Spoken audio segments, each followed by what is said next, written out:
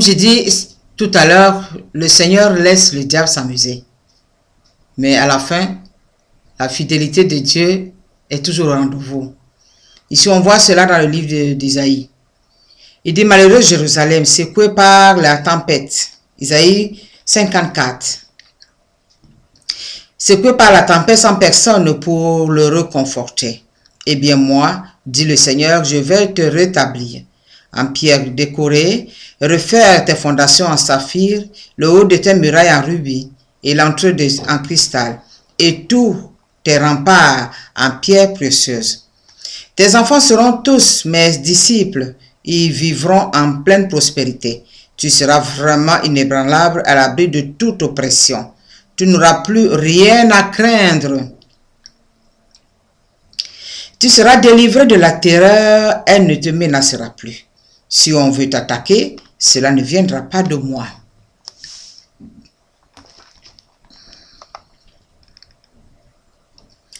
D'ailleurs, quiconque t'attaquera succombera devant toi. C'est moi, remarque-le, qui crée le forgeron, l'homme qui active le feu et produit toutes sortes d'armes. C'est moi aussi qui crée l'homme chargé de la détruire. Toute arme forgée pour te faire du mal serait inefficace. Et si quelqu'un veut t'accuser devant un tribunal, tu pourras le faire condamner.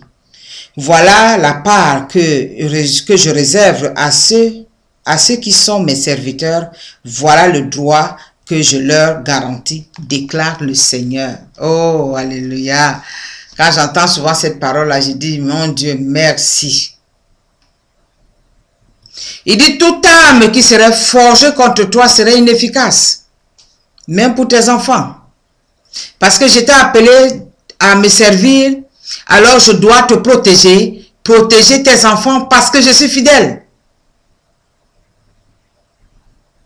Il dit, vois, c'est moi qui crée quelqu'un qui forge les armes. Je lui donne l'idée de forger les armes. C'est moi aussi qui crée quelqu'un qui, je lui donne encore l'idée de les détruire. Si je permets certaines situations, certains combats dans ta vie, je permets aussi qu'il y ait la victoire aussi dans ta vie. Alléluia. Alors ne faut pas craindre quand ce moment-là arrive. Le Seigneur te dit ici, ne crains pas. Parce que je vais rebâtir ta vie.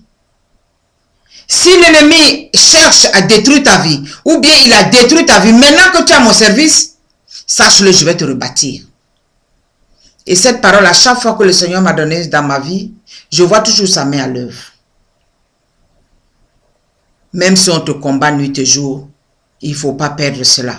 Parce que Dieu, ce qu'il dit, il le fait. Il dit aussi te dit, aussi réalisé. Projet conçu, projet réalisé. Il dit qu'il n'est pas un être humain pour mentir. Il n'est pas non plus l'homme pour changer d'opinion.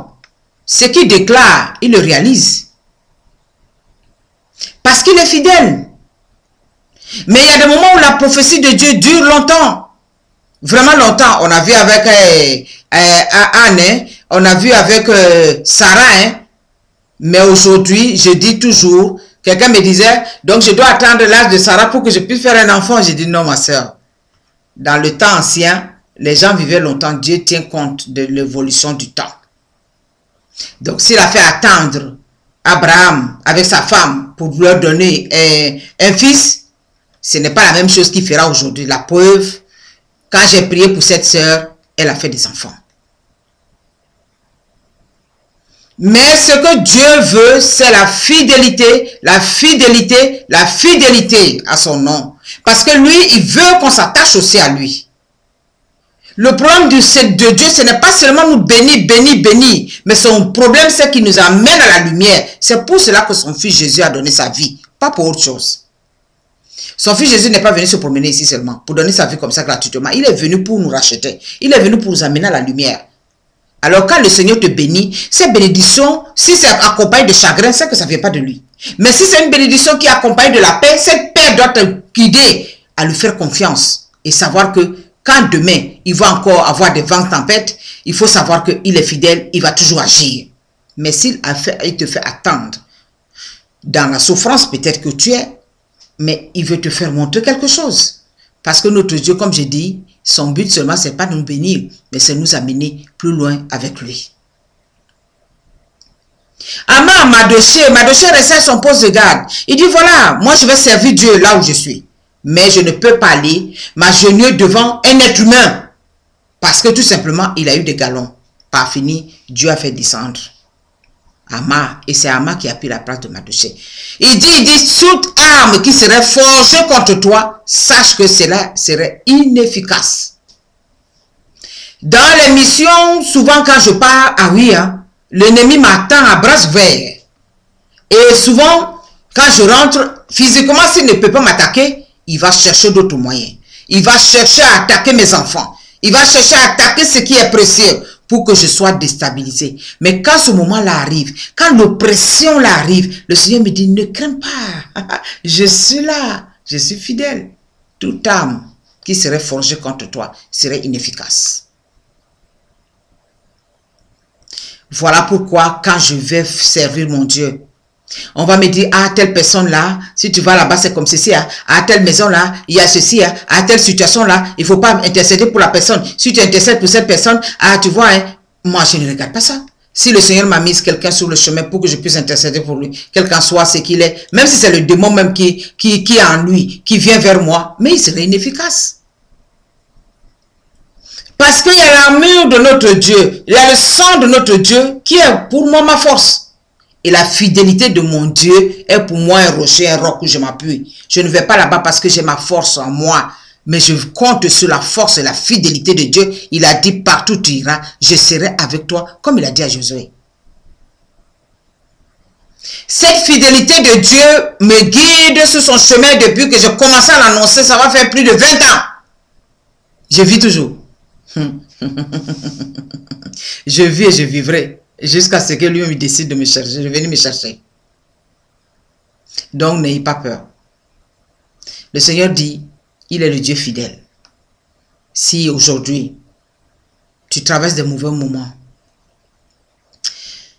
si aujourd'hui tu ne sais plus où te mettre ta tête, dis-toi que tu es fidèle. Si au fond de ta prison, que ce soit une prison physique, que ce soit une prison spirituelle, qu'on a pu t'abrigander, confesse Dieu dans ces prisons-là. Dieu est fidèle. Il a fait sortir Pierre de la prison. Il a fait tomber les murs de la prison quand Paul a commencé à le louer. Toi aussi, loue-le et reste attaché à lui. Parce que si dans le cas tu vas chercher d'autres moyens vers le camp inverse, l'autre va te demander des choses. Et après, il y aura l'amalgame. Tu vas dire, mais j'ai prié Dieu. Mais pourquoi Dieu m'a permis que je puisse perdre ceci? Parce que l'autre, quand il donne la main, hein, il te donne la main, mais il va te dire, donne-moi le bras. Et quand tu donnes le bras, il te dit, donne-moi tout ton corps, donne-moi toute ta vie. Il ne fait jamais rien gratuit, sauf Dieu seul. Dans sa fidélité, il nous demande tout simplement de s'attacher, de lui faire confiance. C'est ce qu'il nous demande en retour. Il ne te demande pas d'aller sacrifier ni ton enfant, ni ton mari, ni ta femme, ni qui que ce soit, mais il te demande seulement, attache-toi à moi. C'est ce que je veux. La fidélité de Dieu va répondre.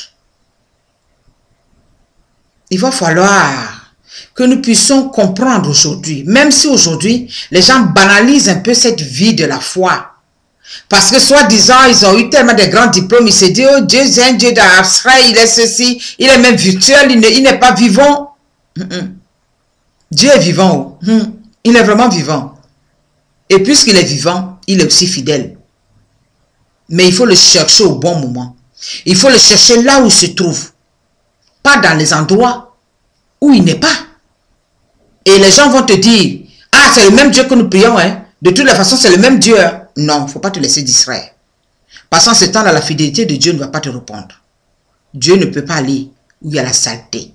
Dieu ne peut pas aller où l'ennemi œuvre. Mais Dieu peut aller pour te prendre là-bas, pour t'amener à la lumière.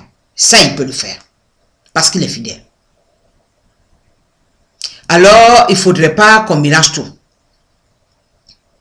Quelqu'un dit, Dieu a dit, il faut toi-même te protéger. Hein? Non, ce n'est pas vrai.